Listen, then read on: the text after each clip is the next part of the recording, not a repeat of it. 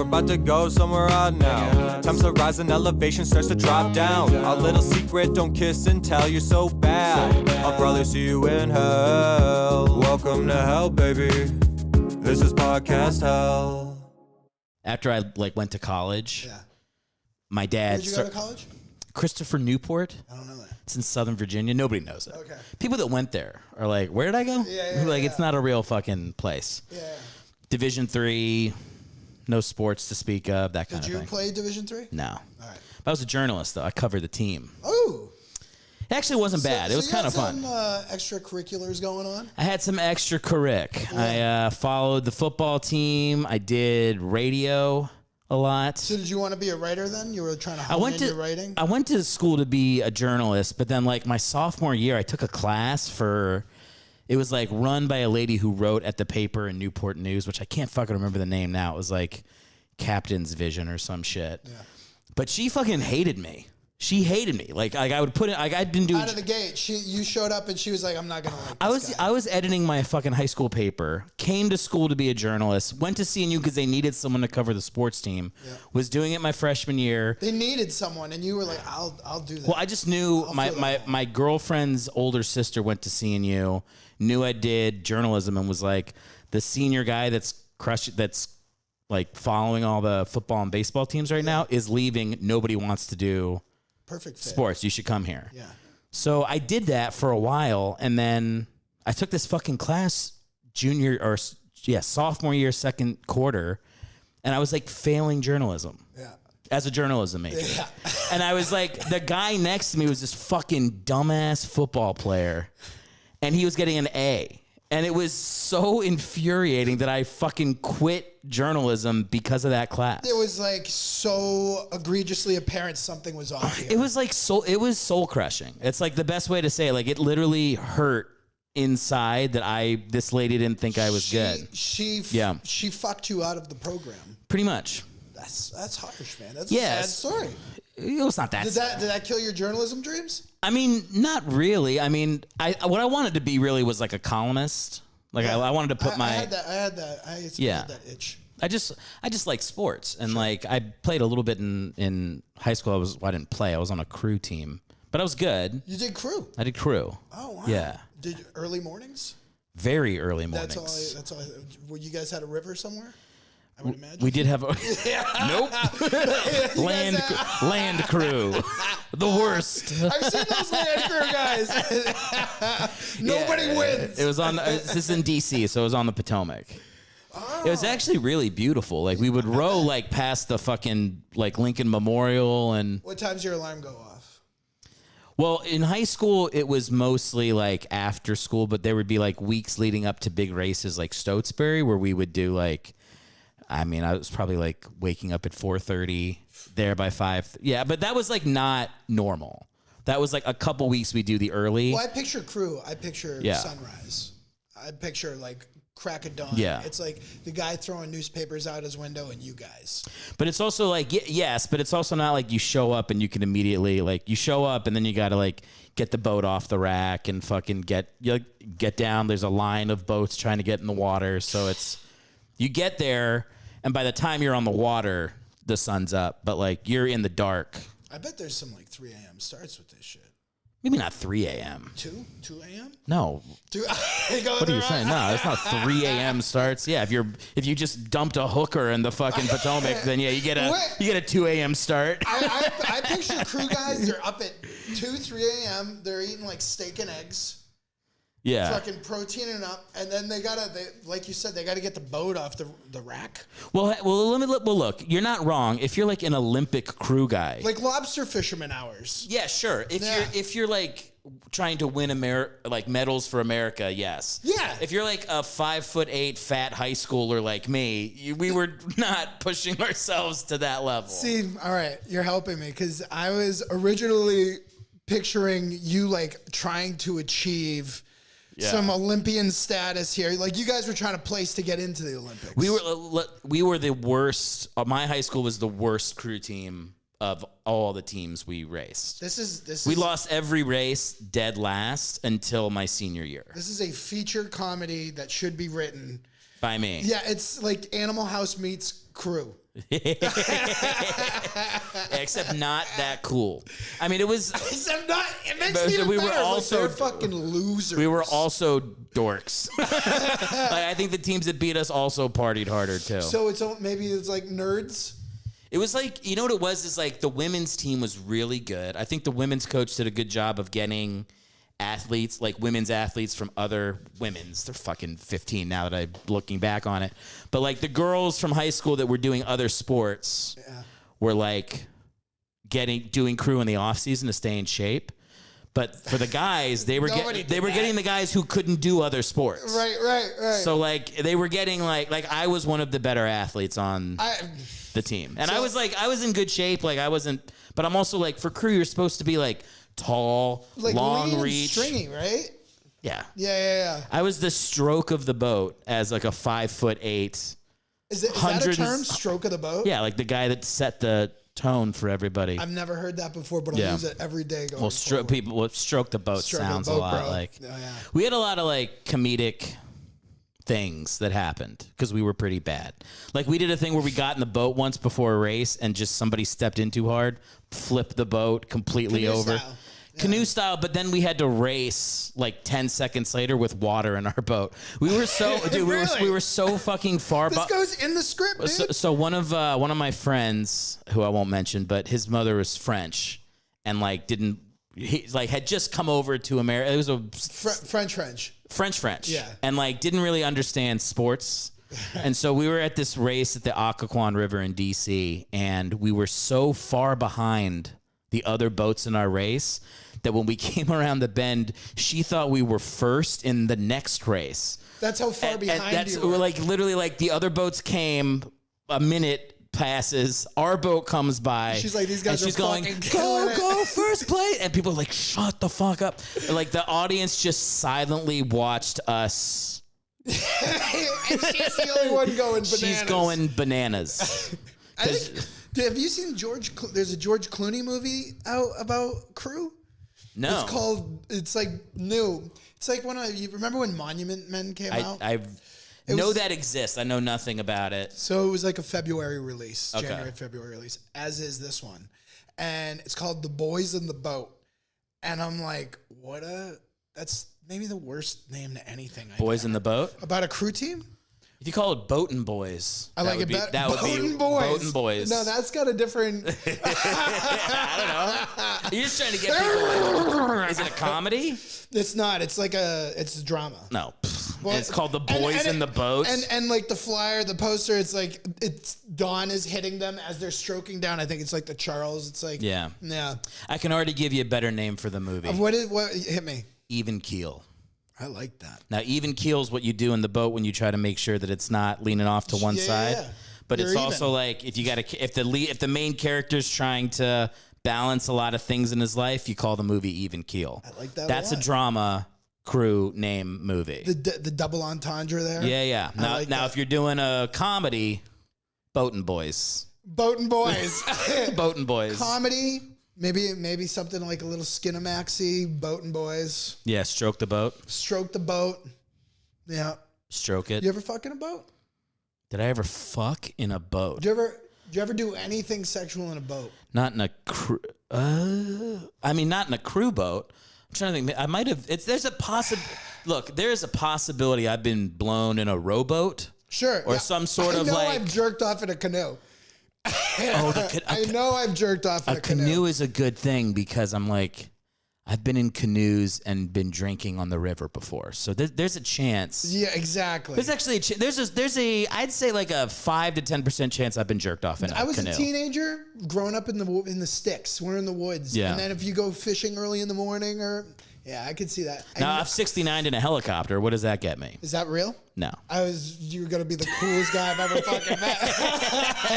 With the pilot, very dangerous. I haven't had a lot of vehicle sex. My wife and I had vehicle sex just over Christmas. Yeah. It was our first time. We've been married for first time vehicle sex 14 years 14 years. Fuck yeah, dude. And I was just like, it feels wrong we haven't checked this box. Yeah. Yeah. It's a good box.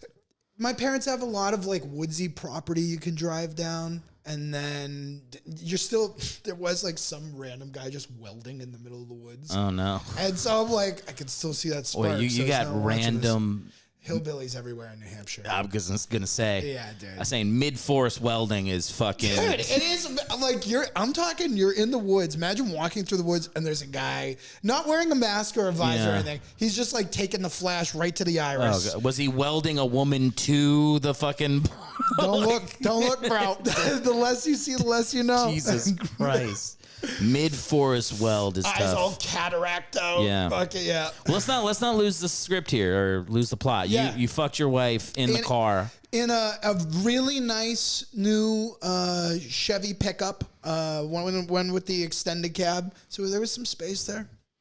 Oh, wait, extended cab. Oh, you mean like the part? Extended cab is the back. So the cab's the front. So there was a big back seat. Not the what do you call like the bed of the truck? Okay. It was like December in New Hampshire. I might have. This is the thing. I have such a bed. I was welding. It was me. What's that noise? Yeah. No, it's just I have such a bad memory of like. It's just hard for me to come in on a moment where I was having something sexual happen in a car, but I do feel These are the only bookmarks in my life I have. Yeah. I forget everything else. But sexual stuff. I remember one time, and it's funny because like now you're just like you'd never get away with doing this. But I went fishing with my uncle who lives in Southern Virginia, Suffolk County. Sure. And we were riding back, and it was like me, my cousin, and two other kids. I can't remember. Maybe they were friends of my cousin. But we just rode in the bed of the truck on the highway. Oh, yeah. That was a thing. Yeah. Like 75 miles an hour. My uncle probably did 8 that years old in the road back. soda. Like, dude, we did all. Yeah. That's how you got around in the late 90s, early 2000s. I mean, crazy. Do you remember having cars where like there was a seat facing out of the back seat pointing towards? Do you remember those? Yes. Like station wagons? Yeah, those were fucking rad. I rocked those hard. Those were Do you fucking like great. traveling backwards like that? Like if you're on a train, do you go backwards? I would prefer to go backwards. I can't handle that. I get sick. I like seeing where I've been, knowing there's more to come. Yeah. I don't like to know what's coming. That's why I go to movies. I'm like, don't tell me what's gonna happen. Whoa! Did you see that Cardinal mailbox? There it goes. I feel like you're more like when you're doing that and something goes past, you're like, whoa, look what just happened. Yeah, because it's coming from right behind you. I kind of like that feeling more than I'm not a big anticipation guy. See, for me, it's a motion sickness thing. Yeah. I get if I have Dramamine, that's my fucking shit right Well, there. did you ever? Are you? You're from Boston. Yeah. Well, New Hampshire. Did you ever do? Which is more Boston than Boston. You want the thick Boston accent? Go to New Hampshire or Rhode Island because they want Boston. They want to be Boston so bad that they every day is Goodwill Hunting to them. Now, were you around Montpelier?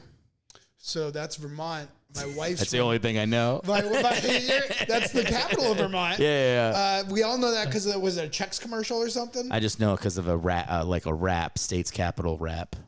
That you made or that No. That's like it was like a rap. It was just like when we were kids. We it sounds like a good one. What was fucking New Hampshire? I know Vermont, Montpelier, New Hampshire. Concord. I wouldn't have gotten it. Concord. No, it didn't look it. I could see it just wasn't coming. It was. Thank you. Yeah, that was a nice save. Yeah. Just give it to him, Matt. We'll be here all night. But Montpelier, my wife's from Rutland, Vermont originally, and yeah, that's like a sad old mill town where just like everything's shut down. There's plywood all over the mill buildings.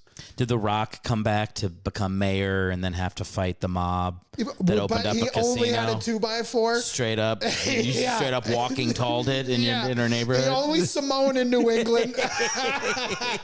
Good to be back home. It's good to be back home. Sorry, sometimes I confuse rural Pennsylvania for the Hawaiian Islands. This is such a deep cut. Somebody's gonna have to have watched Walking Tall and remember it. Which I'm gonna go out on a limb and say, and so here's the thing. It's so funny. I don't mean to cut you off. All right, but please do. Just shut up. Listen. Just listen. You got to hear it. Okay. The last time you were here. Wait, did we talk about this? No. The last time you were here, And now I'm remembering that you were at my house because this conversation is what I kept from you being on the podcast. Yeah. I love The Rock. And you like had such a compelling argument that you had been rocked out. Yeah. That I started to feel a little rocked out. I fucked you up. You kind of fucked me up on rock stuff. Sorry. But it's organically come back around. Walking Tall is undeniably one of his best movies. Top 3, certainly. I'll tell you what. So I went so south on The Rock. I did not like him at all. I used to love him, you know, like wrestling, and then like when the Scorpion King, I was like, okay, this could be cool. Scorpion King, that's like his worst movie. Yeah, but I was so excited to see The Rock in a movie. I was there. I was front row, packed theater. I was like, I don't care. I went alone. But like, he just went so mainstream, like McDonald's, Mickey Mouse, Coca-Cola, The Rock. You know what I mean? Yeah. But now I hear he's like doing an A24 movie, and you piqued my interest. Look, you got me out of The Rock for about a month. Yeah. I fell right back in. What did it for you? What UFL. You back in? UFL. How do you feel about it? I am fucking stoked. So haven't we been down this road with the XFL? But now it's the XFL and the USFL. Yep. I love that there's like an XFL division. It definitely sturdies up the backbone a little bit, for sure. Sturdies up the backbone. And the fact that the NFL seems to be supporting out of the gate.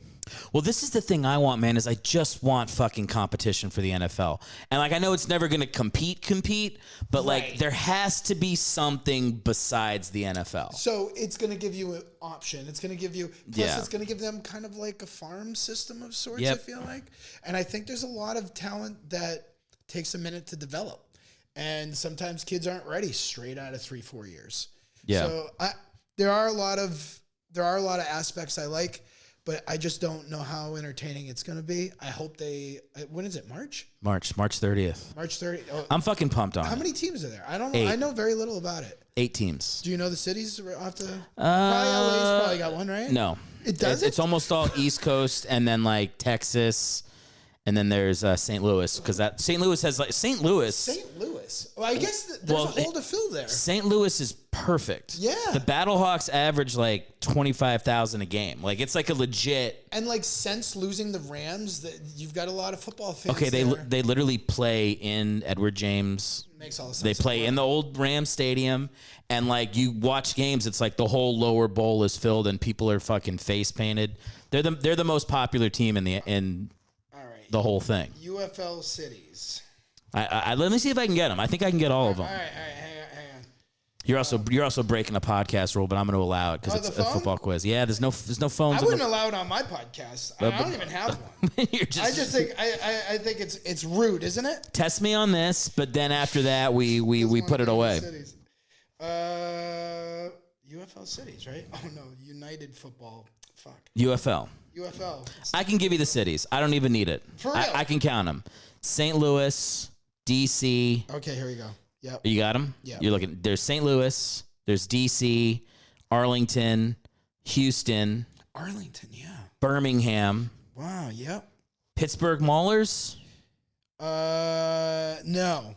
So St. Louis and D.C., right? St. Louis, D.C. You said Arlington. Arlington. You said Houston. Okay, so then there's three. I said Birmingham. Yes, Birmingham Stallions. So there's 3 others. All right. Well, just tell me because this is a horrible thing to do on a podcast. San Antonio, Detroit, and Memphis. All right. Yeah. Memphis Showboats, Michigan Panthers. So they're attacking like the South Middle America. Yeah. Smart. I'm telling you. I think UFL, I'm not saying it's going to work. It's the best chance that they're ever going to get something to work. Do you know coaches or anything? Yeah. Decent coaches? Fun coaches. Okay. I guess it's like they're wheeling out Wade Phillips and shit like that. Really? I think Wade Phillips might be there. Interesting. At least he was there. I'm surprised he's still alive.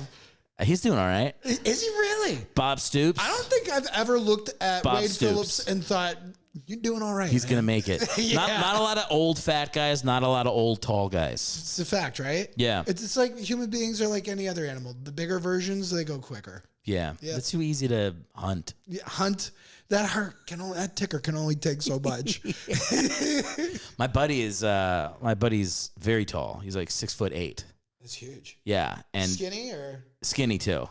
And when I talk to him, I'll be like, you know, where he's he's got a job now and he's like planning for retirement. He's like, well, I'm gonna be fucking dead when I'm 62. I'm like, does he drive a regular car? Yeah. Yeah. He's can't see him in a Civic. I think he might be 6'7". He's like right at he said it once very well. He's like, there's a height that you get to where you become nasty tall. Not like nasty fun. No, like gross. Nasty gross. Oh, for sure. And that height is when you have to bend into a 6'8" door frame. And is he that? No, he's actually not. He's probably 6'7.5" because he can just walk normally into rooms. Yeah, yeah. But he's like, if I was a half-inch taller, he'd have to do that. Did you ever see the movie It Follows? I can't stand that shit. Really? I can't fucking stand that shit. I think that's one of the best movies I've ever seen. I don't like horror. It lives with me. I think it's real. It is real. No, shut up. I hate it. Ghosts and shit? You don't like that? Ghosts? Yeah. Like the movie Ghosts? No, like ghosts. No, I don't really like ghosts. Do you believe in ghosts? Let's talk about the movie Ghost for a while. Yeah, There's a scene in the movie Ghost where he drags somebody into hell at the very end. A great scene. I don't like that stuff. Oh, it's the stuff that gets me off. That's the moment I remember from Ghost. It's not the fucking clay. The guy who found the glass, right? Well, he's a bad guy. Yeah. And they took his soul to hell. Yeah, I hate that stuff. I don't like. You don't like scary. I don't like scary. I don't like human suffering. It's tough. The ones I can get into. Like my wife made me watch. There's an A24 movie. It's the one where. An evil soul's looking for a body to come into and eventually comes into like a Hereditary. So here's the thing. Yeah. If it's like the greatest movie you'll ever see, it's like I'll take the greatest of anything. Sure. I'll watch it once. It was amazing. I didn't sleep. You did like it. Yes, I can appreciate the fuck out of it. Sure. I would never watch it again. And then I remember my wife being like, "Do you want to watch Midsummer? It's the same director." I saw 3. I was like, "Turn it the fuck off." See, I thought that was the most boring movie I've ever seen. Here's the thing. I can't enjoy people dying. Suffering. When I was a kid, my mom used to say that when she'd put on movies, I would go, "Does somebody die in it?" And she'd have to go, "Somebody dies." I go, "I don't want to watch it." Interesting. And that still follows you. Not really. I can watch people die. I mean, I'll watch. I mean, yeah, you can fucking. I'll watch. I can watch people like comically die. Like I can enjoy Bad Boys when they're driving their fucking car through a shanty Michael Bay town. deaths and shit. Yeah. I'm fine. Yeah, just buildings falling and like Captain America being like, "Oops." Yeah. That kind of shit. Funny. Fine. Yeah. I'll take that. But like just watching someone get stabbed and just. You know what I can't handle is this is a bad way to say, like unfaithfulness or like people cheating on each other fucks my head up. Like the movie Unfaithful, like Gone Girl, or messes me up. Ooh, I'm gonna let the dog out real quick. Yeah. I fucking love Gone Girl. It's great. I can appreciate it like you appreciate Hereditary. Yeah, see, I'm actually more into that. Like, I could definitely enjoy. Let me talk to the microphone so we can capture this for the good people. I'm actually much more up for like a good mind fuck movie. See, I like a mind fuck like too, Memento but or something. People are actually fucking and like being devious behind each other's back bothers me. That might be some childhood stuff. Oh, it is. Yeah. I don't like. There's the movie The Lobster. Sure. But that's I like that. It's like that style of movie where like someone. Psychological. It's not psycho. What it is. It's like the ironic indifference to human suffering makes me fucking furious. Like that's the kind of movie where like someone will like fall out of a window and be like slowly dying, and the person 3 feet away goes like, "Tea, please." A little fucking violin music. And I'm like, fucking kill me. I'd rather die than watch the rest of this horse shit. I can't stand that. Oh, man. And it's like that new movie Poor Things is like that. I can't wait to see that. Oh, God. I can't wait. Did you watch Saltburn yet? No. So you won't enjoy that, I don't think. Of course I won't. No. I mean, I didn't enjoy it. I did find it entertaining, but it's like, fuck. I was home. Yeah. My mom and my stepdad were watching it. And I just saw like a naked guy dancing around a room to a fucking, I think it was a Bowie song or something. Oh, sure, yeah. I just walked right. I was like, slinging nope, sausage. No thanks. My wife's like, oh, I think that's uncircumcised. I'm like, yeah, I'm looking at it too. This is what I'll say this and I don't know what it is in my childhood that makes me hate it, but maybe I just don't like it. It's just not my thing. Like, I think it's like the easiest art to make. That style of like, ooh, it's weird and it's all. I think they were with that specific movie. I think they were so concerned about being titillizing that premise slipped a little bit. It all feels that way to me. My wife, the Menu. My wife and me watched The Menu. See, I enjoyed that. Of course you did. Yeah. It's shit. Yeah. I do like a lot of garbage. It's shit. I did. Fill me with the happy meal. I'm pretty diverse when it comes to movie, music, all that shit. I'm like a sewer grate. It all flows through me. Yeah. You know? I mean, look, my dad was in the Army. I'm comforted by 90s military dramas. Sure. You throw on A Courage Under Fire.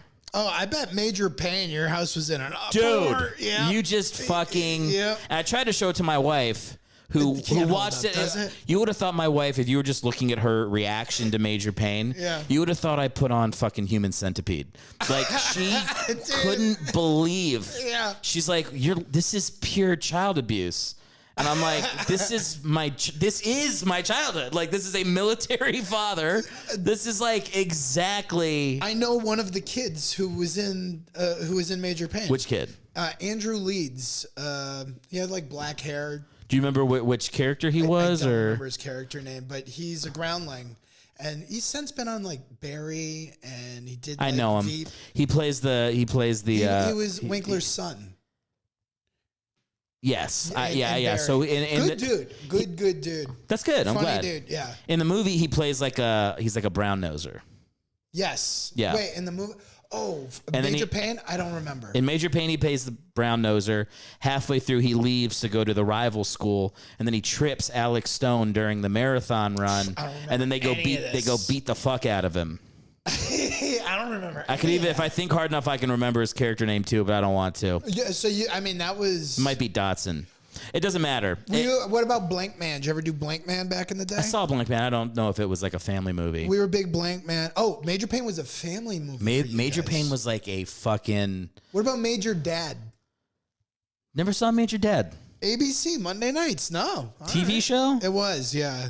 I can picture the ad for it. It was like a family of women, and the stepdad was like a sergeant or something. Yeah. Shit. Yeah. I think we were a big we definitely did fucking Family Matters, Step by Step, like all that like TGI Friday stuff. Yeah. And then we also were pretty big on Nickelodeon, I would say. For sure, Snick. Rugrats, Doug, all the animated stuff. Are You Afraid of the Dark? Oh, that was not Are for You you. Afraid of the Dark fucking ruled. Oh, you like that? Like that. Wow, dude. What happened between Are You Afraid of the Dark and... How many times are you watching a kid get run through with a fucking... At least 3 times that episode. No. And that's more... Zebo the Clown, you remember that episode? I don't remember that one. Messed me up.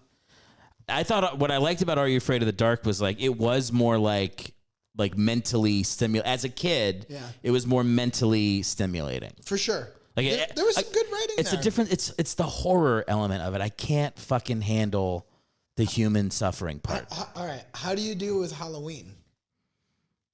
Like the movie Halloween? Or No, the holiday. Do you embrace it? Do you like get excited for it? I don't know if I get excited for it now. I'm 30. We don't do like costumes really, unless my wife wants. My wife insists on couples costumes. My favorite holiday. Yeah? I love it. More than Thanksgiving. More than all of them. More than Christmas. Thanksgiving is easily the best? The best holiday. I mean, there's football.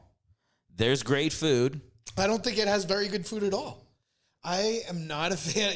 What are you? I am not a fan of Thanksgiving cuisine. Okay. This is get the fuck out of my house. Yeah, dude. Let's go through it. I don't think it's that fucking crazy. So turkey is the most boring, dry ass meat. Dark turkey ain't gonna save it. It's not that good. But it's good for turkey sandwiches afterward, sure. But you cover that in mayonnaise. You could also do ham. Nobody does ham. You can. Or maybe you do one of each. But the turkey is, when you think Thanksgiving, the entree is turkey, right? Yeah, but you remember, you're not just eating the turkey meat. You're putting delicious gravy on top of it. So I'm not that much of a gravy guy. I don't like gravy. I don't know about like hollandaise sauce. I don't like gravies of any kind. What about a cranberry sauce? Take it or leave it. Take it or leave it. Take it or leave cranberry sauce? Yeah, and I don't care if it's like the real stuff or the can. Oh, man. Stuffing, same. I feel the same way. Not a big fan. Mashed potatoes, my least favorite way to eat a potato. Yeah. How do you feel about mashed potatoes? Not a big mashed potatoes guy. Now, but remember, if on Thanksgiving, we're eating sweet potatoes with marshmallows on top. we never did that in my house. See, that might have turned you. And my favorite food, I don't like cake. I like pie. Pumpkin pie, apple pie, my two favorites. See, it's interesting when people say it to me. Yeah. Because I love cake and pie. I love sugar. Yeah. Yeah. That's my addiction, by the way. Sugar? Yeah. Yeah, I get it. I'm like, it's... What's your sweet tooth want? What's the Achilles? Candy. Like Snickers or like chewy No, shit? like the Sour word, like Patch? fucking, like... stuff that makes your dick not work when you're 50. Sour Patch Kids. 38 hiding in the red closet number eating 5. runts. Yeah. I mean, yeah, exactly. Like fucking Starburst Mike jelly and Ike's. beans, Mike and Ike's, Yeah. the sour mix. Lemon heads. Oh God, yeah, man. Stuff Do you that, like that shit? like when I eat the one where you go, ooh, like that fucking fills a void in me. How about this? So I think not a lot of guys organically on their own like dark chocolate. I think they all go milk chocolate out of the gate. A lot of dudes. I think women go dark chocolate typically. Yeah. More often than men. I never liked dark chocolate. And then my wife's big on it. And now I can't touch milk. I feel like I stay away from chocolate for like homophobia reasons. Like Homophobia? I feel like it's like one of the gayer sweet tooths. Chocolate? Yes. So decadent. Chocolate's my favorite. You just used the word decadent. You're only making my point even more. Dude, if you give me a chocolate bar, I guess chocolate bars are in the shape of a dick. A little bit. Yeah. Look, a Snickers look. doesn't get more phallic than a Snickers. By the way, I'm not justifying this. This is something I'd like to move on in my life. I don't want to live a homophobic life until I'm dead. You I should want eat more chocolate. I will, and then Yeah. I'll find myself like eating it, being like wanting to say, this is just scrumptious. And then I'm like, I can't let myself do it. Like a ganache. I'll get down on a ganache. I don't even know what a ganache is. It's like a moussey kind of thing. Chocolate mousse. Nah, not a chocolate mousse. I just don't I like. think you could be. I see the twinkle in your eye. I got my wife chocolates the other day at C's Candy. Oh, it's good. You ever hit candy. C's Yeah, Candy it's good up? quality. All gluten free. I have celiac, so it's a good. I didn't even realize that. Like they had licorice there. I was like, So oh, you not eat pasta? I can eat gluten free pasta. I've had it. You can. There are ones that aren't bad. I know. I've found it's yeah. I mean, look, I'll say this. My wife is from New York. She's a Italian pizza snob. And even her, like, we'll go to pasta places and she'll get gluten-free just to, like, make it easy on me. And she'll go, this is actually, it would be hard to tell the difference. She's a New Yorker? She's a New Yorker. So did she struggle to find pizza out here in LA that she liked? I don't say she struggled. She just hasn't found it. She still hasn't found it. No, and when she does, like, we'll go to places that people are like, this is New York and LA. And she'll go and be like, Did she try Prime Pizza out in Burbank? I don't know. Maybe I it's don't know. Toluca Lake? Dude, I'm going to talk to her on the way out, man. That's the best pizza in LA as far as I'm concerned. We like, the one that she likes the most that we found is Ghost Pizza. Had it? It's Ghost good. Pizza's not bad. And Melrose. they also do one of the best gluten-frees, which is... They do good sandwiches. They do a lot of... Yeah, Ghost is nice. Ghost is good. Across from the high school there. You know, Ghost is a great example. We got They're your sponsor, aren't they? Ghost Pizza. Yeah. Let's set this fucking shit up, Ghost. So I had sponsors. I don't have any right now, but I did have sponsors for a little bit. I should try to get places I actually go to sponsor the podcast. Man. So I had a great customer service experience at Ghost. Oh. And that is what set us down the path of like this becoming our spot. Tell me about it. COVID. It's right when the LA I like any place that gives me COVID as well. So whatever, like LA shuts everything down. Yeah. So it's like the first week of that. Me and my wife had just moved into an apartment, and there was a Ghost Pizza right across the way. We ordered it. We were also like, it was like a rough. We were having stuff going on outside of. Sure, life was hard. Life was hard at the time. Yeah. Outside of fucking. Yeah. The world, COVID, a lot of weight. Order from Ghost Pizza. They deliver the pizza, and it's the wrong fucking pie. Okay. I can't remember what was fucked up about it, but it was like something where neither one of us could eat it. It was just an unnecessary another kick in the nuts. Yeah, something of just like, oh, fuck. And I did something I never do. I never fucking complain. I'm like, we just won't go there. I'm not going to shit on people on Yelp. Yeah. But instead I went to the website of Ghost Pizza, just typed in info at ghostpizza.com and was like, hey, we tried your spot. You delivered the wrong pizza. A little disappointing. Just wanted to let you know. Hopefully you guys can get it You fixed. type this out. Yeah, I sent an email. It takes a little bit of effort. Just sent it. Yeah. 5 minutes later, I get a response from the owner being like, where do you live? I'll give him the address. New pizza in 15 minutes. And then a second pizza for free as an apology. And we were like... How was the za? It was great. But I think every bite of Ghost Pizza from that first experience, there's a little bit of like, these guys fucking treating us right. They're trying.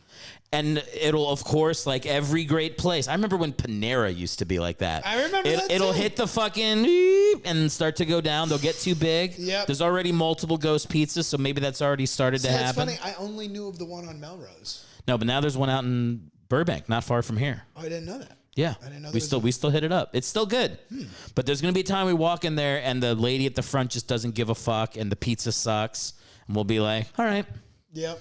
I'm not kidding about Panera. Panera used to be like the friendly neighborhood bakery. Dude, I remember rolling up in there getting the best bowl of broccoli cheddar soup in a bread bowl. Yeah. And it was legit, dude. Yeah, I went on dates there. Now it's just fucking chemical fucking waste, dude. I took dates there in fucking college. You bet your ass. And guess felt what? good. You didn't look like a chump. Closed. Yeah. Yo, Closed. I closed on that broccoli cheddar. You bet your fucking ass, dude. Those pressed paninis, that's not the only thing that was getting pressed. If I knew we were fucking, I tried to eat something light. I'd be like, you put a broth in that bread bowl. Yeah, just I'm get a gonna soup need and my a roll. agility. Yeah. Dude, I fucking loved Panera. Still. No, not now. No. No. You go in early now, OG Panera. if you order a salad at Panera now, it's a 50-50 they will forget to put the lettuce in. Like, it's a fucking joke. Rubbish. The worst. Yeah. The worst. Yeah. I don't do Chipotle anymore, which is a bummer. Well, I don't agree with you there. Yeah, dude. I could eat Chipotle every fucking day. I was living that life once. It was good. I feel like they skimp on so I used to go and it was almost like getting 2 meals, even though I'd eat it all in one sitting. But like the portions were huge, and lately I feel like they've been getting smaller and things taste saltier. Which Chipotle are you heading to? Sunset. You gotta hit up this North Hollywood Chipotle over here. They're going ape shit on the portions over there. Really? They fucking pack that. They pack that bowl out. Still. I'm telling you, man, it's like a fucking suitcase. Well, it sounds like they still remember. I'm telling you that it's old school glory days Chipotle at North Hollywood on Here's the old Victory. Matt Dane conspiracy theory on Chipotle. Okay, Yeah. I think when TikTok hit, everybody came out with their Chipotle hacks. And then Chipotle got savvy, and they started saying, hey, look, we're getting ripped off here. Cut back on the portions. Load that shit up with some sodium. Fucking slop the pigs. Yeah, but let me tell you what you can do at Chipotle. This isn't even a hack. Please. If they do go to give you a small portion, just go, can you give me a little bit more? Nobody asked that. Nobody ever asked that. Oh, you blew my mind, Like I'll literally go like, can you give me a little bit more? I'll go, hey. It's such an earnest way to say it. I'll go, hey, I know you're doing your job, but can you give me as much of that as you're allowed to give me for one serving? Have you said that? Yes. Would you say that the line's packed like a noon line? I don't give a fuck. I had to wait in the line just like these douchebags behind me. Can you give me a little bit more of that? Can you So give me I'm sitting here shoveling it in. Yeah. And you just go ahead. Well, already that's a ton of food. Is that one thing? That's a lot of rice. Yeah, I'm like, you're already. No, I would just go. Because I'll tell you, when I go to Chipotle, I do a burrito bowl, and I do half shredded lettuce from the other side, half white rice mixed up. Half shredded lettuce from the other side. Because if you do a burrito bowl, they'll go salad or rice, lettuce or rice. I go, I want both, and I want the shredded lettuce, not the whole chunks of lettuce. Yeah. So I have them walk down to the end, put a bed of lettuce, white rice on top of that. On top of the lettuce. Yes. And no matter how much rice they put on, I go, would you mind giving me a little bit more rice? That just sets the tone. Tone setter. I get it. Tone setter. I get it. And I've had them look at me, and you just hold the gaze. If you could, and they've never not done it. But they'll always go a little bit extra. So one, you're a salesman. Yes. And Yes. and two, when you lock eyes, there's a little bit of an intensity there. Yes. You know what I'm talking about, bro. You stare at that face when you're brushing your teeth. So when I do remote sales, Yeah. if I can get somebody to turn on their video, I'm like, you're buying this shit. Oh, really? If I can see you, you're buying it. Wow. Have you always had this ability, or is it something you developed? I sold timeshare back in the day. Oh, so you've always been in sales. No, I mean, in and out of it. Like, I've just fallen into jobs. Like, I never cared about my day job since I was ever. I've never cared. I've always had creative pursuits outside of that. Sure, yeah. So the job's just been like, oh, my friend's working somewhere. Can you get me a job there? I'll work there for a year. Right. But when I was doing timeshare, I was something called off-property contact, which meant I would try to like get people into the tours. Right. That's all like slight manipulation of social norms to get people to do something you want. See, it's little fucking things like. And you enjoy that, right? Enjoy it. I think about it when I'm having sex. It's the fucking I'd be best exhausted. thing. So, there's a lot of mental gymnastics. Let me give you an example. Okay, so I'm not going to use your phone, but pretend this is a brochure. Okay. So we used to do trade shows. So I would stand at the corner of a rug or the carpet. People you guys are all lined up. Everybody's lined up. There's, booths on both sides. Yeah.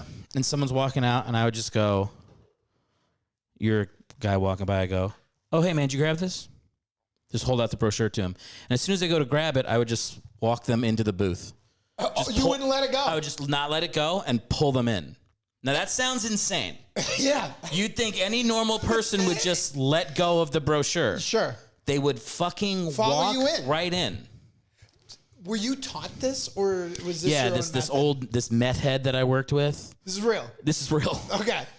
This guy that did math and was kind of crazy. He was like, he was missing teeth and shit. He would go, Eric, you gotta go fishing for him. You gotta fish for him out there. And he would do it like even worse. Like he would be like, you'd grab and he would like walk them in, and they would still do it.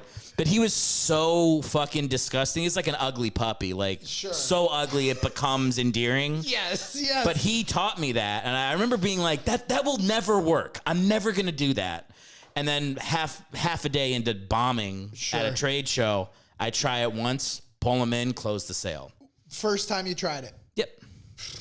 And then I got so good they made me like the manager of all East Coast trade shows. Just because you were able to tow people around by a pamphlet. It's that, but then there's 10 other things you do like that throughout the thing. Just they're like little ninja moves. I'll tell you one. You make them hold the credit card machine. Elaborate on this. So there's a machine they got to run their card with. Right, the little handheld thing. Yeah, so I'm looking at them and go, So anyway, could you just grab this for a second? Just make them hold the machine. And I would pull out the form and start talking and just make them hold it like that while I'm talking to them. Really? They're just holding this block. These little things that you do, it's taking But this is telling the brain, like, I'm buying something now. You're getting them to agree.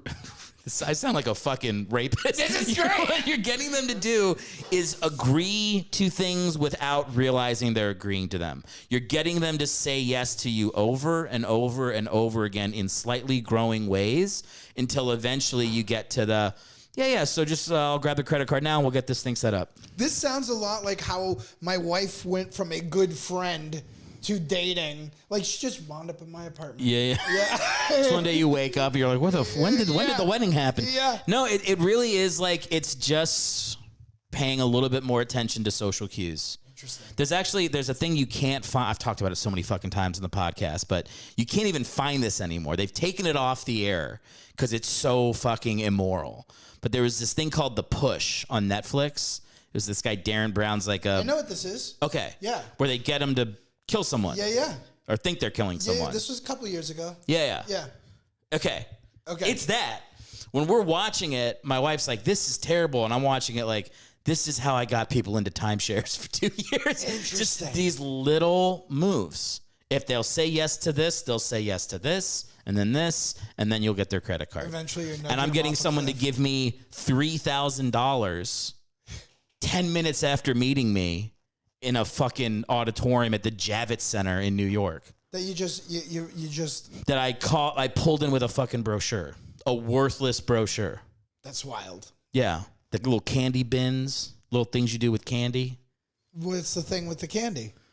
I feel like I'm learning a lot here. Yeah, it's last one. Let's give me the candy. You give a piece of. We're bringing it full circle with the candy here. No, you give a piece of you give a piece of candy to their kids, and then when the kids eat it, you go like, "Oh, that's a nice thing you did for them." Like you look at the dad, and you're like, "That's a nice thing you did for them." I'm glad we got to get them some sweets. And it's putting his brain in a place like, this guy thinks I'm a good dad. Yeah. Wow. You use that, or you make them think they're a bad dad. If they're not going to do it, you go like, "Hey, man, were you guys excited?" Just look at the kids. Turn them against. Dude, I would get, because the dads aren't the deciders. Sure. The moms are the deciders. Yeah. But if you can get the dad, like, really pumped up about it, he might come back after the mom walks away and buy it as a fucking surprise, which I had a lot of. Sure. Or if you get I buy a lot of things without my wife knowing. Yeah, if they got if they got a good relationship and you can make the dad feel like shit, the wife will buy it to spare her husband feeling emasculated. Shame. Yeah. This is like evil shit. Oh, I love it. But all of this stuff, if the apocalypse ever happens, you'll like be our president. Maybe. Yeah. The thing I like about my sales job now is I actually like what I'm selling. So I'm still using some of those like little manipulation tricks, but I feel like it's helping. Timeshare, you can make an argument, is really a bad thing. Yeah, you could. Like some people it's good, but for most people they're trying to get out of it in a couple years. But you're helping businesses here. Yeah, I sold it to my own family. Like my brother-in-law is a GC, and like I sold him. I don't want to say where I'm working, by the way. Yeah. I wouldn't do that to you. Yeah. But yeah. Cool. I always feel like a creep talking about it. Do you? I think that's living in you. A little bit. Like, it's just how it depends how you spin the narrative. Here's the thing. It's a skill like anything else is a skill. Like sales is a skill, and you can definitely learn shit, but there's a part of it that's innate. Yeah. And like I'm somebody who gets my energy out of interactions with people. Like if I'm at a party and talking for 5 hours and just buzzing around from group to group, I'm like, I'll do fucking push-ups at 1 o'clock in the morning. Like I'm jazzed. I'm not tired from doing that. So like that constant. I would wipe me out in 10 minutes. You're more of an introverted person, probably. I don't know. It depends the group. That's the definition of introverted, though. What you just said. Is it? Yes. I thought introvert was just like you like kicking it by yourself. No, that's like a simplification of it. Like the real thing between introverted and extroverted is whether or not you get energy from social situations. Like an extroverted person, if they're interacting with a bunch of people, comes out feeling more energized. Well, you know what's funny is I enjoyed socializing a lot more when I drank, and since I stopped drinking, I'm just like, I don't have the energy for you guys. So maybe the booze was like helping me get through that. Sure. Yeah. I mean, look, it's a drugs have a purpose at some level before you abuse them. Sure. Yeah. Yeah. When did you cut it out? About a year and a half ago. How's that going? Good. Yeah. Like the best stuff's ever gone for me. That's awesome. Yeah. That's not an easy thing to do if you're addicted to it. No, there was like an 8-month hurdle there. Like, and then once you get over that, you start seeing the way things are changing for the positive. It's like, I'm not looking back in the rear view. I mean, were you full like sucking dicks in alleys drunk, or were you getting close, or? I was like, bad attitude. My wife saw the worst of me. Fucking passing out on sidewalks, like right in front of my apartment building. Because at first I think it's funny, so I lay on the sidewalk and I'm taking a Snapchat to send my buddies. Yeah. And then like I send it out and I'm like, hey, that was great. And now I'm sleeping. I mean, here's the thing, man. In fairness to you, it is funny. But I can see how it stops being funny too. My wife's like helping me up, and she's like, dude, like this is the second time this week I was like, sorry, I was sending a Snapchat, and she's like, dude, you're 38, no more Snapchats. No more Snapchats. Like, yeah. So do you do Snapchats? No. Do you do TikTok? Yes. Do you hate it? I don't even look at it. I post my fucking shitty clip, and I've never. I don't think I follow anybody on TikTok. Maybe I do. But like I'm it's not. raw sewage, dude. I would never scroll.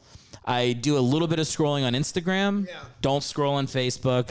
I'm literally like on social media to post my fucking videos. That's it. And that's it. Oh, that's a really healthy way to utilize. I think so. Yeah. I think so. I mean, I'm still on my phone like fucking 6 hours a day. I'd love that to be smaller, but I like watching dogs. I watch a lot of dogs. I watch a lot of. Since we got our guy, I've become a big pit bull video guy. Sure. Yeah. I like all dogs. I like animals in general. I like nature stuff. Yeah. Animals. You know, I've been watching crocodiles. I like watching people eat lunch. You watch what? Yeah. That's the thing? There's a trucker in Kentucky. I watch him eat lunch almost every day, and I don't know why. What the fuck are you talking about? Dude, people. What do you mean TikTok. there's a trucker you watch eat lunch? They're like mukbangs, right? And it's people just eating. And they'll talk a little bit like, yeah, I'm taking old Leroy, my truck out west, yada, yada. We're going to hit Tucson, and then we're going to take it on back down to 606 in Kentucky. And I'm just watching this guy eat bologna straight out of the package and deviled eggs. And I'm like, I don't know. How long on these videos will it go with no talking and just eating? 2-3 minutes for sure. And are you watching it intently, or is it on in the background while you do other stuff? I'm watching it. I'm watching this. Well, dude. you're watching. I'm watching this dude eat bologna, dude. What is happening? I'm watching it. I don't know why. I watch this dude eat lunch, and he's like, he'll put. Fucking love this dude. He'll put hot sauce on. He makes bologna tacos. Yeah. He takes a slice of bologna and just loads shit in it, Mm-hmm. and then he likes to put hot sauce on it. And he calls it big boy ketchup. Yeah. My wife doesn't know who this is. Around the house, I've been like, pass me that big boy ketchup. And she's like, the fuck is that? And I'm like, oh, that's what I'm calling hot sauce. I don't call it that. It's this trucker I watch eat lunch. So you're fucking joke stealing from. Not even joke stealing, life stealing from a loser. Yeah. That's how. I'm not gonna lie. I've heard a lot of sad things on this podcast. I've heard some people spin some real sad yarns. The bologna trucker. I'm borderline suicidal after you telling me this. Dude, you're suicidal, dude. I stare in the mirror, spit, and just think about punching it out and using the. Oh my God. I mean, look, I definitely put on stuff on YouTube to comfort me, like in the background. Yeah, but you're watching dogs and nice but I watch. shit. There's other stuff I watch. What do you watch? What do you watch? You got truckers eating bologna. I'll put on. What am I watching lately? So I'll watch a lot of old college football games from the 90s. Like if I can find like, but I'm talking like. Yeah, but that's like boring smart kid shit. No. This isn't like Alabama and the Peach Bowl.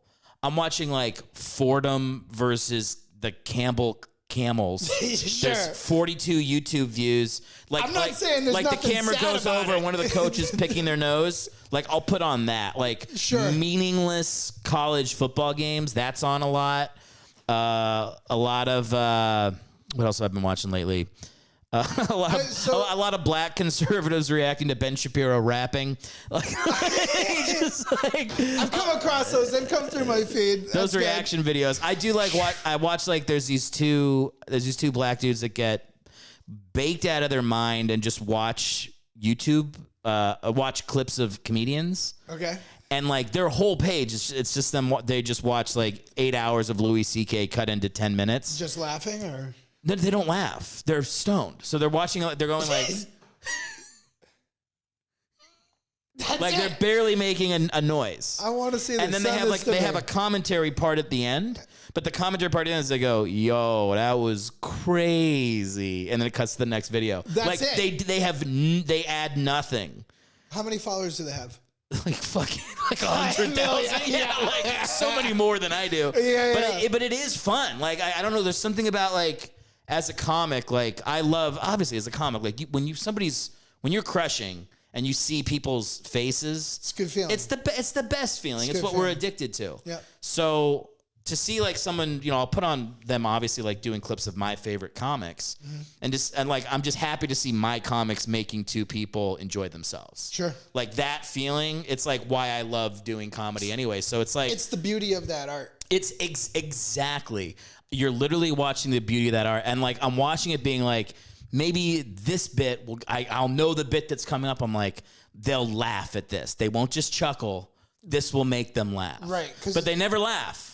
The biggest thing they do is the biggest thing they do is the biggest thing to do is they'll fully close their eyes and bow out of screen, and that will be like, oh shit, this guy's crushing. Yeah. And then the video ends, and they go, that was silent great. when he buckles over. They're both silent laughers. I said this to me. I want this. Yeah.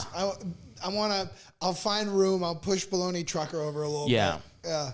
I mean, yeah, my subscriptions on YouTube. Do you want me to send you some Baloney Trucker? I don't ever. I'm sad that I know it. I am going to force feed you Baloney Trucker. I'm going to hit myself in the head with this bat. Why do we have these weapons here? It's just they look cool? My dad gave me that for Christmas. Yeah, that's cool. Why is it here?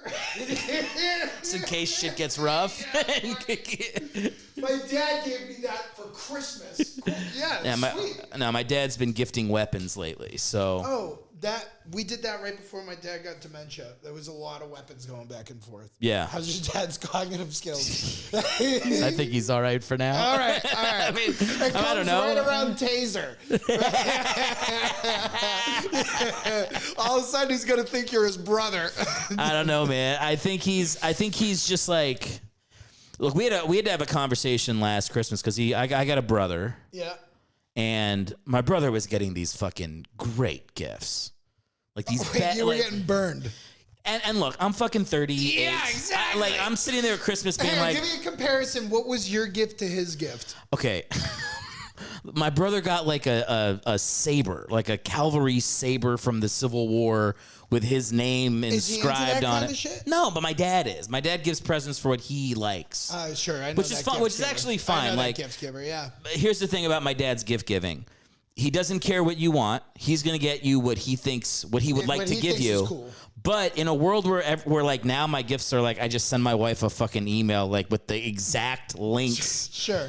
It's like she might as well just give me a credit card to buy it. 100%. There's actually something nice to being like, I have no idea what's in this present. It's a little more personal. It's a little more personal. It's what they think you would like. And he's missed with me for like 5 years in a row until this sword. You carry this saber around forever now, but it reminds you of Pops. Yeah. I mean, look, there was a Christmas 2 Christmases ago where I got 2 pairs of shoes that didn't fit.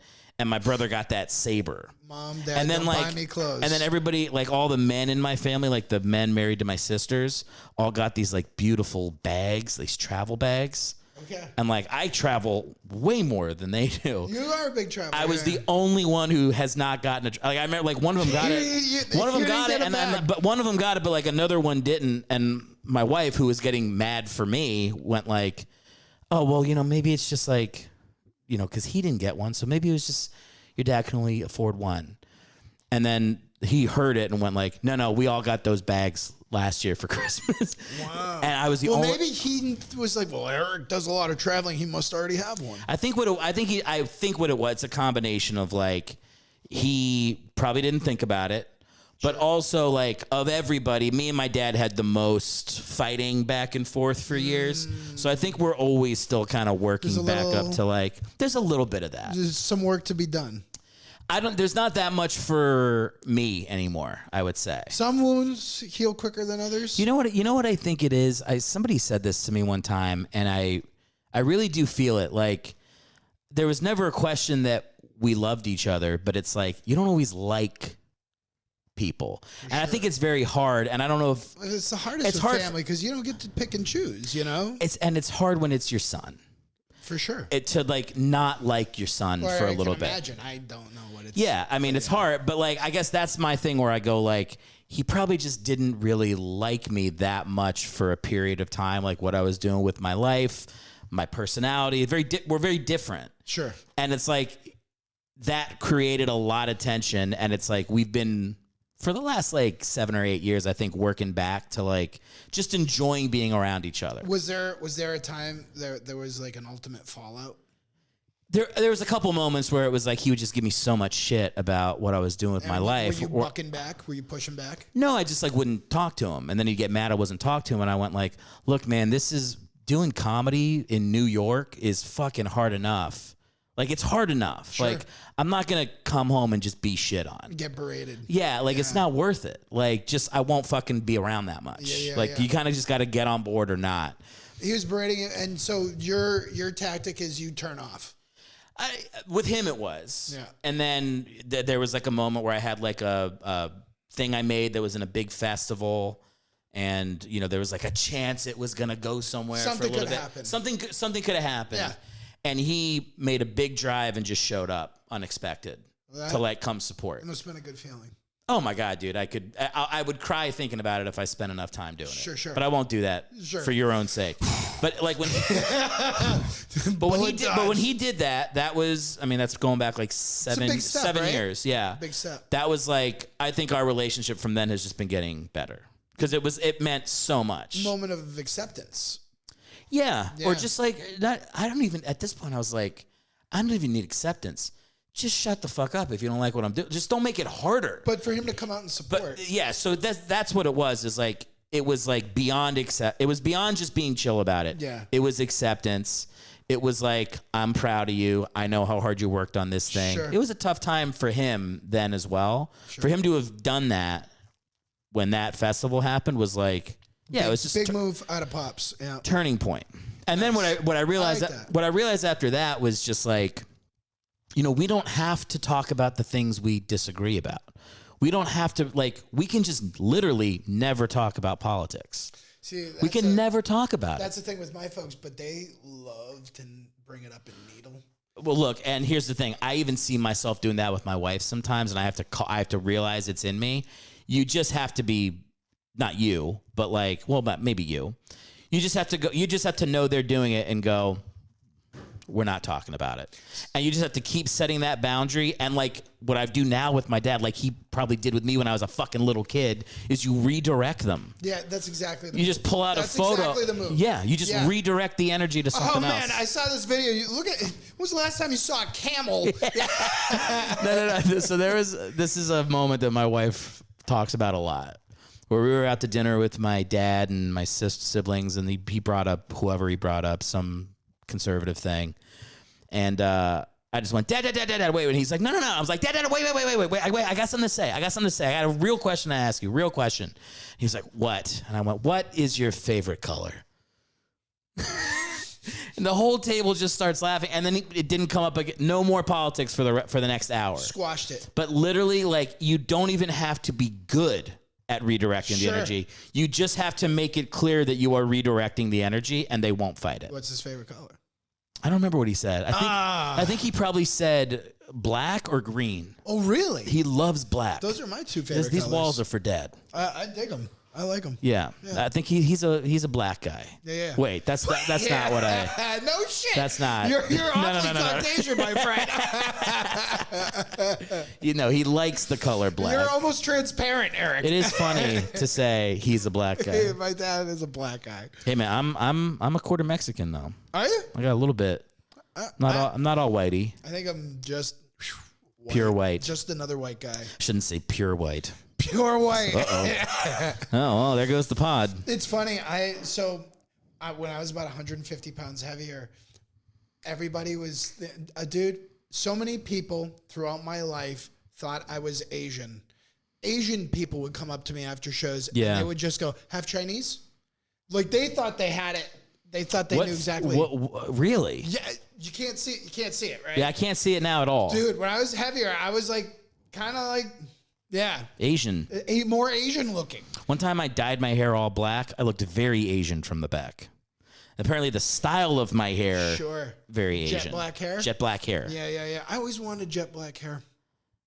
You might be Asian.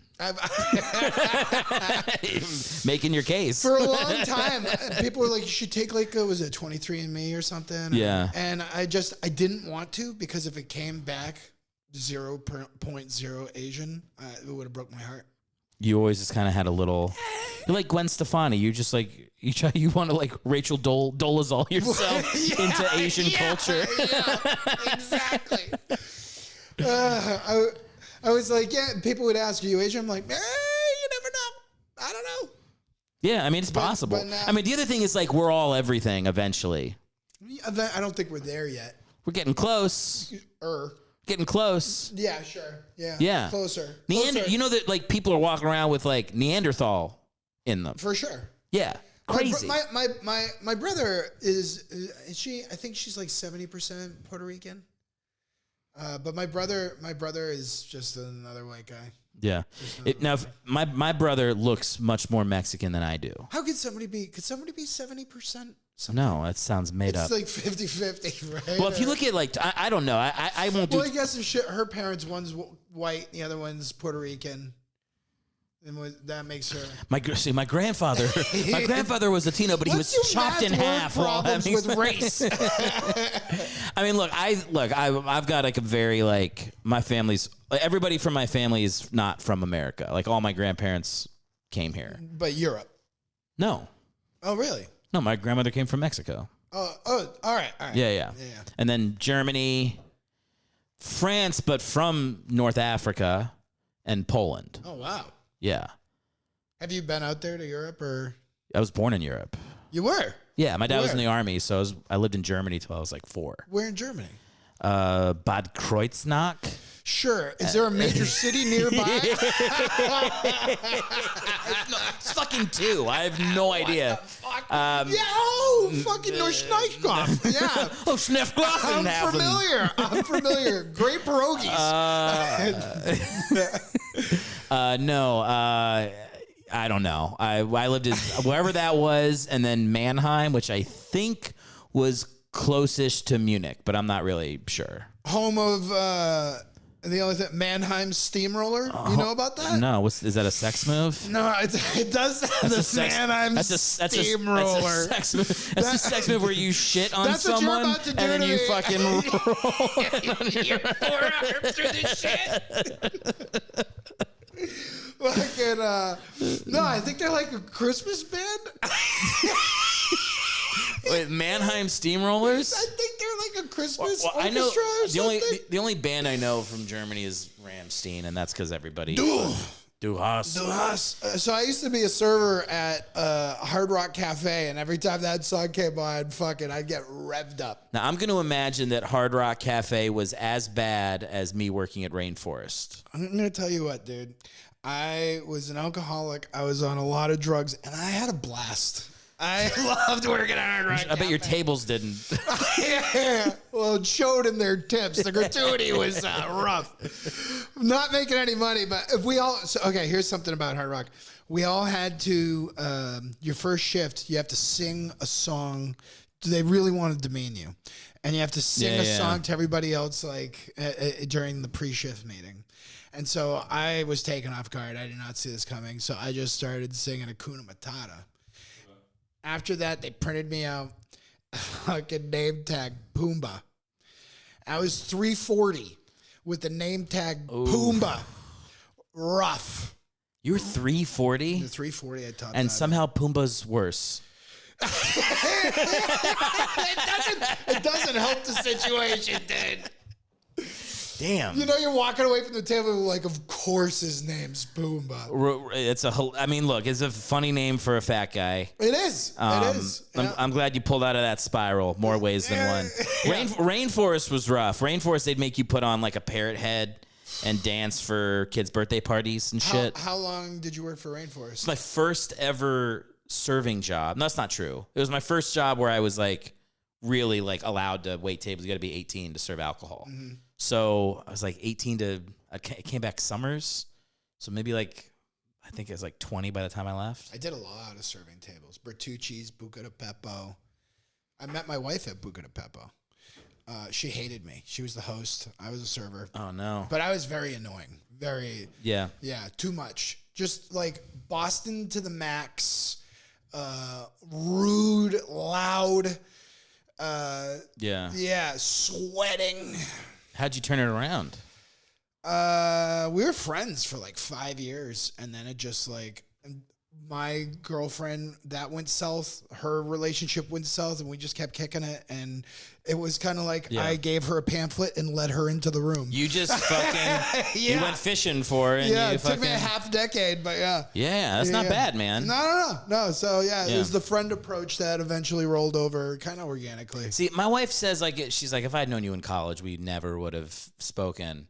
Like, cause I was partying pretty hard in college, and she was like a drama nerd.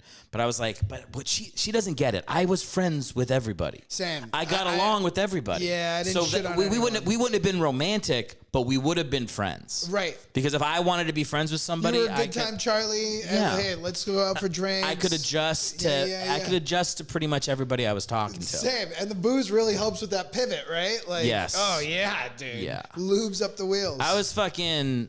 Like I didn't drink at all really in high school except for like prom night or whatever. So when I went to college, that was like a new experience. Not all of high school. You didn't drink through all 4 years of high school. Not really. So I was straight edge, and like proud of it, freshman and sophomore year. And then as soon as the switch got flicked, the Danimal came out. And you went Danimal. You went full Danimal 16 to 38.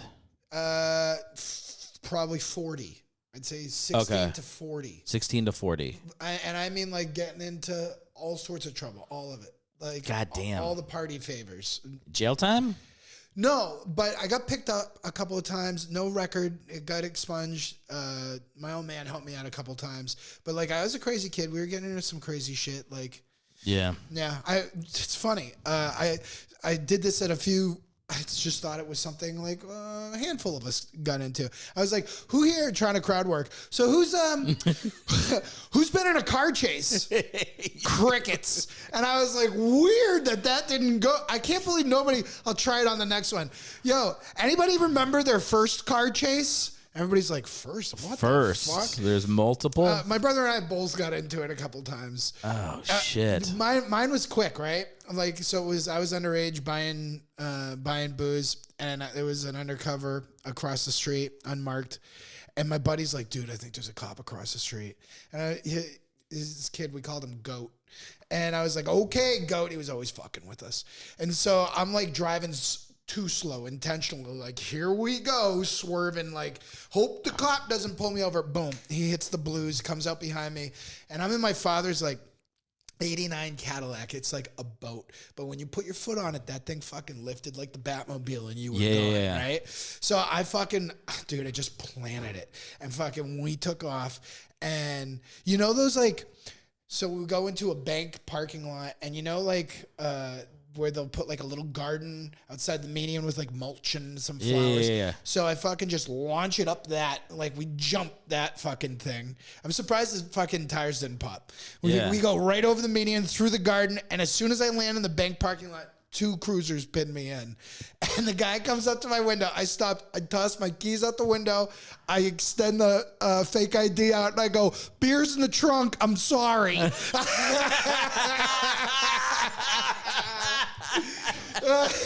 So he picks me up. We do the mug shots and everything. I find out that I was in the fire academy at the time. I find out his wife's one of my teachers. People knew each other. Mom came and picked me up. I didn't hear too much about it afterward. Wow. Yeah.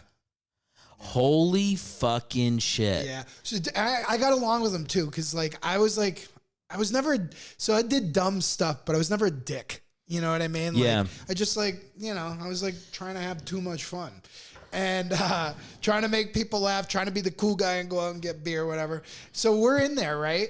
And I'll never forget, there's a Yankee cap on one of the officers' desks. And we're sitting there cuffed. You know, we're just like kind of talking to them. They're like, so you guys go to the school around here? And my buddy puts the hat on me, and I just start dancing around his desk going, bad boys, what you gotta do? They thought it was so funny. They handcuffed us. The epitome of white privilege there. Bad boys. Yeah, what you gonna do? It was so funny. Man, one thing I did learn was, like, if you talk to cops, you have to talk their language. 100%. So like, I'm not the guy, but I know how to talk to you. Yeah. Like we got out of a ticket coming back from Boston not that long ago. We were on the road. I don't know what I was doing, like 22 over or something. Pulled over.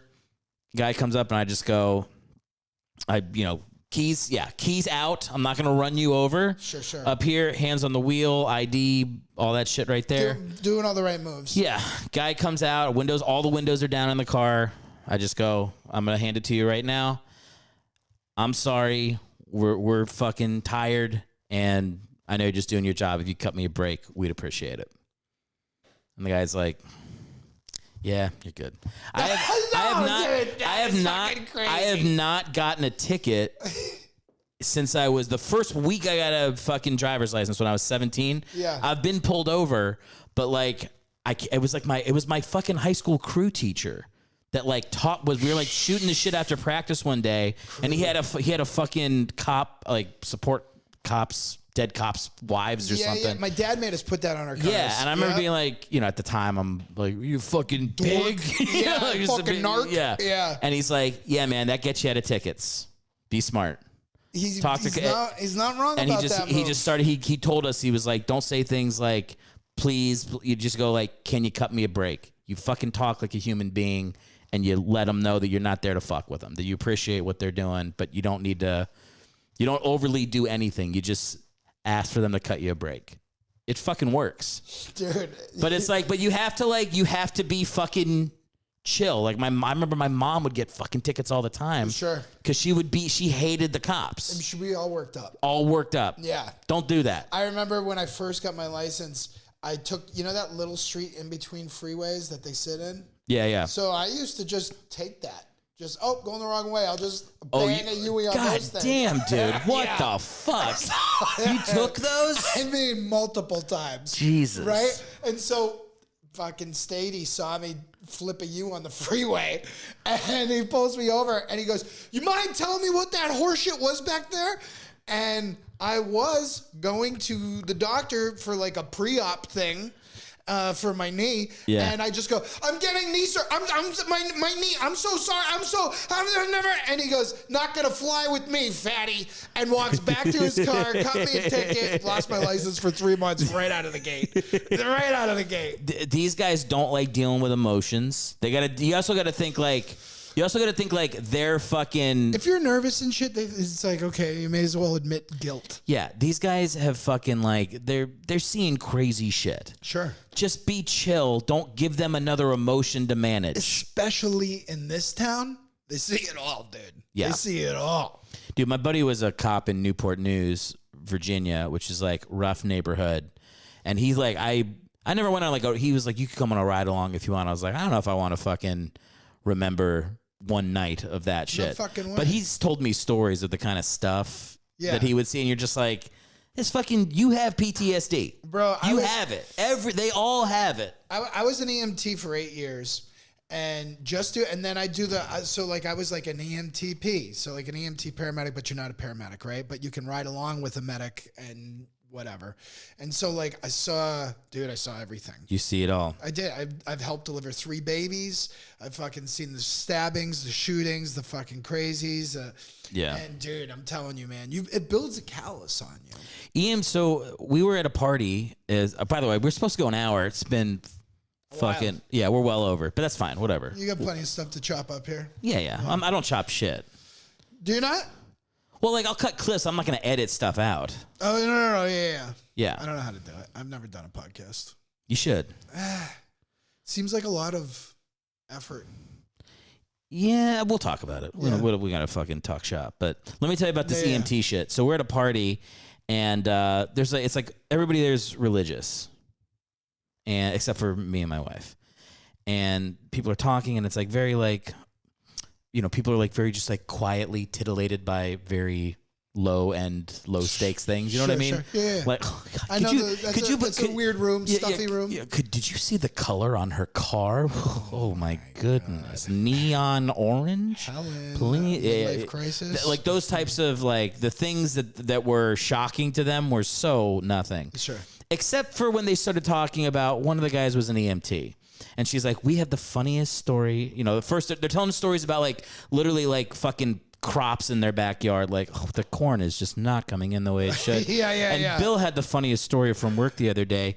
So he shows up at a motorcycle accident. And of course, the man has been decapitated, and they've got a new guy, and they start telling this story about like fucking with a new EMT, but in this vanilla tone. After doing nothing but like this bland vanilla fucking storytelling for an hour. But and I'm just watching like this went from 0 to 1,000,000 in fucking no seconds.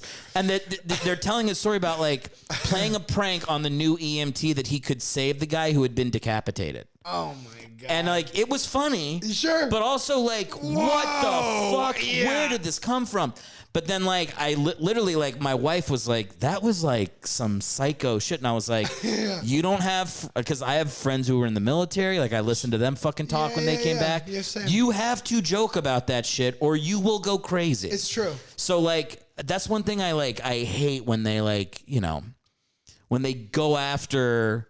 They catch a clip of a cop or a soldier that's like making a fucked up joke or something, and they use it as evidence that they're like a bad person. It's like up. It's like, no, they're just trying to figure out how to be a human being. It's like you think about the things. What are the things that you joke about with your friends at your job? How fucking shitty your job is. Yep. You make fucked up jokes too. Now imagine it's dead babies and fucking roadside splatter jobs. Like, you'd be making jokes about it too.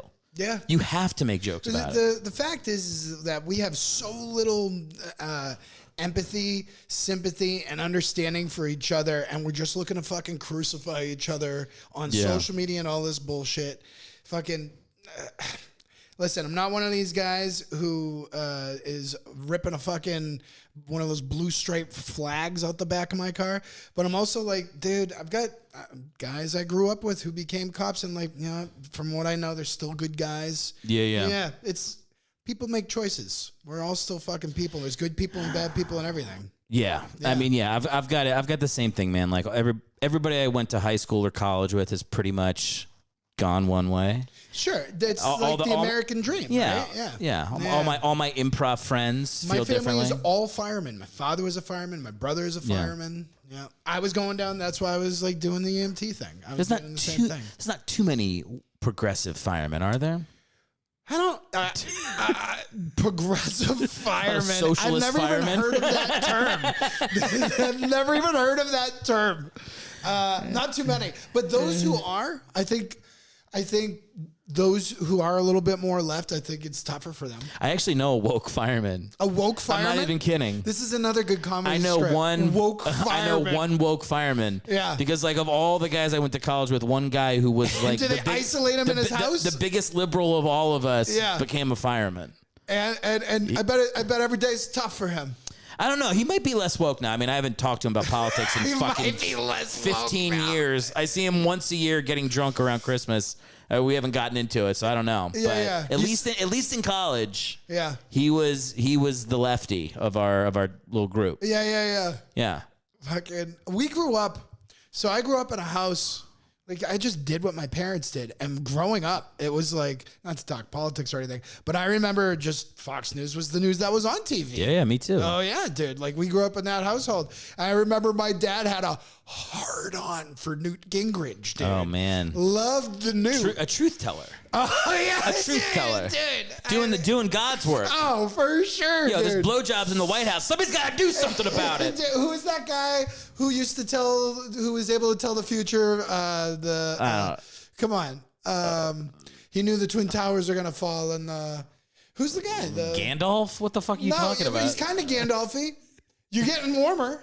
I don't know who you're talking about. Yes, you do. Fuck, Matt. I shouldn't have smoked that joint on the way over. Anyway. All right. But yeah, my dad looked at him as like he could tell the future for sure. He came out of that house. And then it was, honestly, dating intelligent women and helped sculpt my brain into a more independent, like left-leaning brain. See, I didn't do. So I did my development was different. So I did what my dad told me. Well, you know what he did, I did. Starts. Yeah, like I remember crying when George Bush lost. You cried? The first George. Well, I was like 5. To Clinton. Yes. So I remember watching that play out. Yeah. And that was the first time I paid attention. Okay. Yeah. I remember being it's one of my first real memories was like how upset I was. When did that election happen? When did Clinton win? 92? I'm bad with years like that. I don't know. Probably 92. It sounds right. But I would have been like 6 or 7. Sure. So I was probably like 10. Yeah. And I was like beside myself. So I had that going on. And then, me and my dad hit our little friction. So then I was like, I'll just be the opposite of everything he is. So then that was my politics. It's like very, I'd say, reactionary to my dad. Interesting. Until my 30s. And now what's happened is the horrifying back to the center move. Yeah. Where now the way my pendulum swings, right? The way my dad antagonizes me now is no longer to bring up things we disagree on. It's to smile and bring up things he knows we agree on. That makes you swallow and I'm like, hard, you too. fucking stop mentioning shit that I've changed my mind on. Stop. See, moments like that are where I'm like, oh, thank God my dad has dementia. We don't talk politics at all anymore. Is your dad still with us? He is. Okay. And like, it's like he doesn't have he never really recognizes me. If he says my name, I'm like, oh, fuck. Like, all right. Yeah. But like, thinks I'm his brother most of the time, or just like a good old dude hanging around. He's back in New Hampshire, so when I visit him, and I try to do it more often since things have gone a little bit more south. But so his mother had dementia, and he did a lot of the same things his mother did, like hard boozer and into other shit, and like they went their whole lives doing this shit, and I think that cooks you, and fries the circuit board, and so. But there are moments, right? Any time I bring it up to somebody, they're always like, oh, fuck, man. It's the same reaction always, just like, fuck, I'm sorry, man. Like, and it's like too much. Yeah. And I'm like an individual who's able to compartmentalize feelings. And like, I can be there for my family and my pops and deal with this right now. And able to know I'll feel on this later. You know what I mean? Yeah. So down the road. But right now, I got to step up to the plate and help out. And gives you the ability to laugh at a few things as it unfolds too. Dude, yes. And so, dude, there is no making sense. So one of the things with my father's dementia, something specific to him, is he believes television is happening in the room with him. TV is happening in the room that's with us. And so like if he's watching a sports game, if it goes from basketball to football, he thinks they're the same guys, they just changed or something.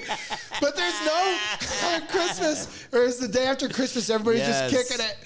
And I was like, oh, Ace Ventura's on. There is no making sense about Ace Ventura to a dementia patient. He's just going, what? Dude, wild. Yo, what happened to LeBron's hair? Well, I don't think it's very respectful for this man to be talking out of his ass to a police officer. Oh, dude. Excuse me. I'd like to ask you a few questions. Dude. God damn, that is funny. Dude, and there's wild little things. Yeah. He's like, have you been to this restaurant with your mother? And I was like, I have been. We've all been quite a few times. He's like, it's very nice. They have very good seafood. I'm like, they do. And animals. And my brother and I look at each other like, animals? This restaurant doesn't have any fucking animals. And I go, what do you mean animals? He goes, yeah, they have animals at this restaurant. What do you mean? He goes, lobsters. They're on the fucking plate. And just walks out of the room. And we're sitting there and I'm like, he's not wrong. He's not wrong. No, those are animals. We do. So my grandmother had dementia, and we I can't remember where I heard this. Maybe this is common knowledge, but like that you don't correct them. Like you just play. Like we just played along with. She would say something, we would go, "Yep." So you're not supposed to. And I find my mother and brother kind of bucket and try to push him in the right direction. And he thinks he plays for the Dallas Cowboys, like currently. Yeah. He's 70 years old, thinks he plays for the Cowboys right now. And I'm like, fuck yeah, you do. Yeah, dude. Yeah, dude. You lit that motherfucker up. And I see him, he'll pause and look at me and go, I did. I did light that motherfucker up.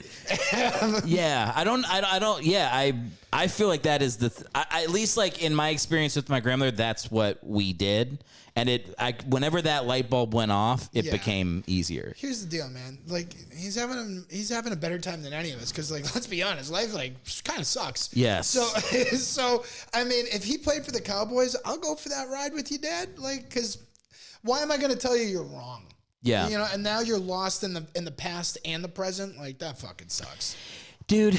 It's like you have to kind of like make this isn't just with dementia, it's with anything in life. It's like it's all fucking in the end it's all pain and suffering and it ends in tears. Yeah. Period. Yeah, so like every situation you need to be trying to make the best of what that situation is. I love that. Like there's no like I love that. There's no like I wish it was this way. Can't we push it to be? It's like you can push yourself to be better in situations and be present. You know, that's the key. That's the key to all of this shit. My wife and I put little. She does this actually. I just am lucky enough to live around it. She puts little messages up around the house about things that help us. You know what I mean? Yeah. Like individually as a couple, good, healthy shit for the brain. And one that she laminated we've got in the shower is hold life like water. And it's just like I remember forever. Wait, hold life like water. Hold life like water. Like it's water in your hand. I got it. Right? Okay. And it's true because I remember my whole life trying to will things, white knuckling them, and like trying to control a situation. And the more you learn to loosen up and let go, it's this fucking chaotic ride is a little bit more enjoyable. Yeah. It really is. Be a good person and just like let go a little bit. You know what I mean? Let go of the control. That works for me. Brother, we are at time. We're actually well over time. Yeah, that's a good way to wrap it up. We should end on like a deep thing. Yeah. Because if we keep going, I'm gonna be talking about like jizz stains on my fucking jeans. I'm gonna go out to my car and get another joint. We're gonna spark it up. Matt, tell people, the people that have hung with us, where they can find you online, all that shit. Websites and Instagrams, Matt Dan Comedy, MATDANN. I didn't pick it. My mom did. One T, two N's. Two N's. Yep. Matt Mike Dan. It's just Matt Dan Comedy. Yeah. Yeah, we keep the mic out of there. It complicates things. See, I got everybody's I'm complicating it right now. I like that you've got a thing with your name. I got a thing I say with my name because it's Hellwig.